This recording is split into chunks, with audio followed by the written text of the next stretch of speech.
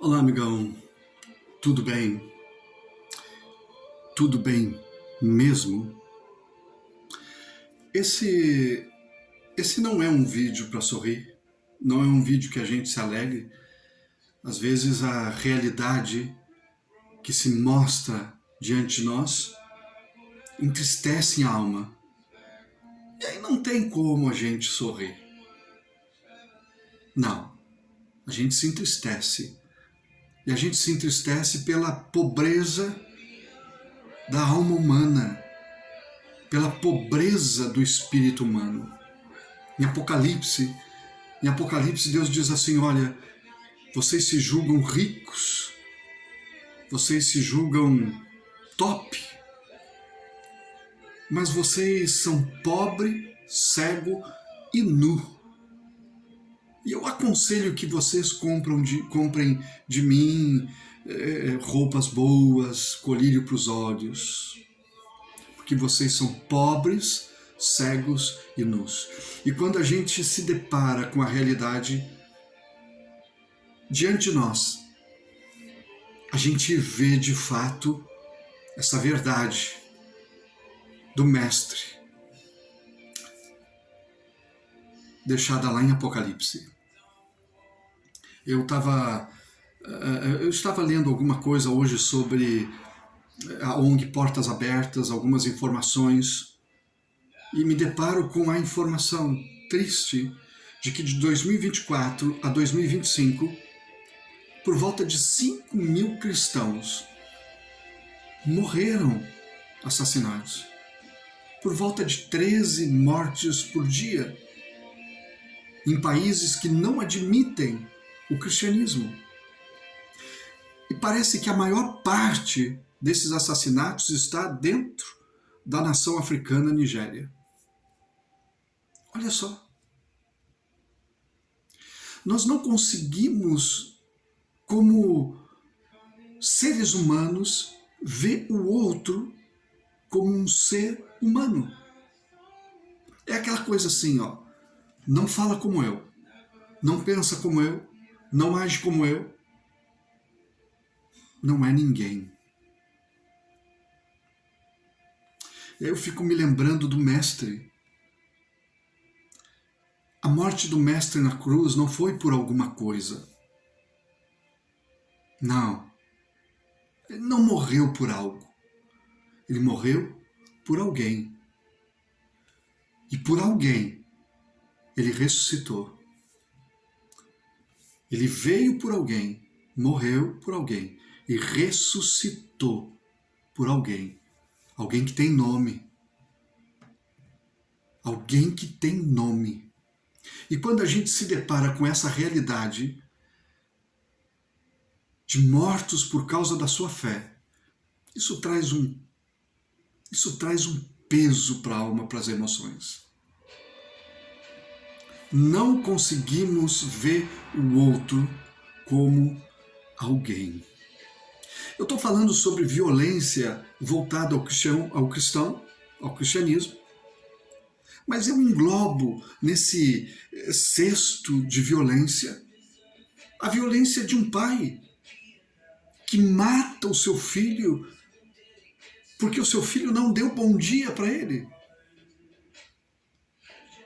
Ou de alguém, um padrasto, que mata a sua enteada, abusa dela de alguns meses de vida, mata ela.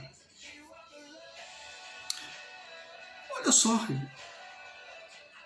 o salmista diz lá no Salmos 34, aparta-te do mal, faze o bem, pratica o bem e busca a paz. Empenha-te por conquistá-la. Paz não é uma coisa, não é algo que vem fácil. Não. Buscar a paz custa. Mas não vale a pena? O que eu posso, e aí surge a pergunta, o que eu posso fazer para semear a paz? No Sermão do Monte, No Sermão do Monte, Jesus diz assim, lá em Mateus 5, felizes as pessoas que trabalham pela paz, pois Deus as tratará como seus filhos. Olha o valor que Deus dá à paz. E quem melhor para semear a paz do que discípulo? Discípulo de quem? Do Rei da Paz. Jesus, o Rei da Paz. Como discípulo, o meu empenho precisa ser a semeadura da paz. Dentro da minha casa, nos meus grupos, de uma maneira ampla dentro da sociedade, aonde quer que eu ande ou esteja. Paz precisa ser algo que exale de mim. Discípulo precisa cheirar a paz. Se o cheiro da paz está nele, então o mestre, o príncipe da paz, tem morada permanentemente nele. Quando a gente olha para a realidade diante dos nossos olhos, nesse grão de poeira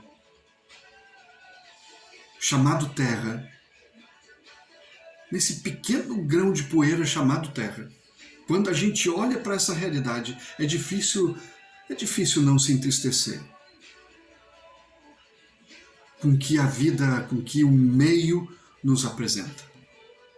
Mas eu tenho a minha parte como discípulo, e a minha parte e a tua parte como discípulo é semear a paz.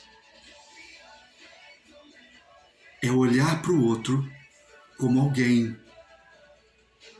Sim,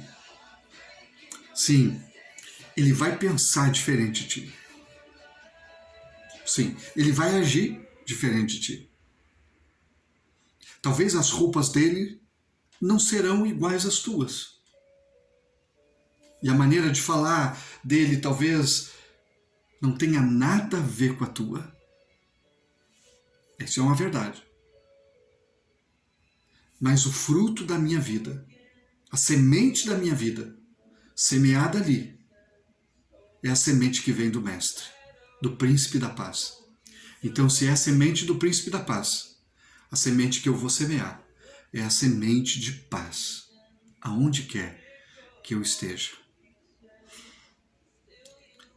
Olhe para as situações ao redor e pensa nisso. Uma pequena mudança, quem sabe, pode acontecer quando a gente semeia paz em todo lugar.